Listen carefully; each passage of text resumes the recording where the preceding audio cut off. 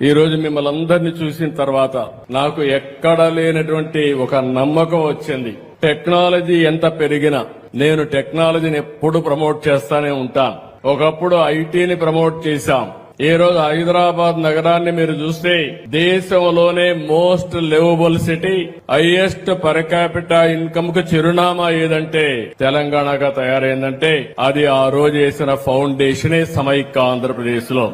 ఈ రోజు మీ యొక్క వ్యవస్థను మనం ఒకసారి చూస్తే ఎక్కడా లేని వ్యవస్థ ఇది. అలాంటి ఈ వ్యవస్థ 150 సంవత్సరాల చరిత్ర ఉంది. స్వాతంత్రం రాకమునప్పటి నుంచి పనిచేస్తున్నారు. ఈవెన్ దేశ స్వాతంత్ర పోరాటంలో పరోక్షంగా కీలక పాత్ర పోషించారు. స్వాతంత్ర సమర యోధుల మధ్య లేఖలు, పత్రికలు చేరవేయడం, వారెవరైనా అందించే ఆర్థిక సహాయాన్ని అందజేయడం, మనీ ఆర్డర్ ద్వారా అందజేయడం. ఆ రోజు బ్యాంకులు ఉండేటివి కాదు. మేము చిన్నప్పుడంతా కూడా ఎవరు డబ్బులు పంపించినా మనీ ఆర్డర్ ద్వారా పంపిస్తే అది అందించినటువంటి వ్యక్తులు ఇక్కడుండే గ్రామీణ డాక్ సేవకులేనని చెప్పి కూడా నేను మీకు తెలియజేస్తున్నా.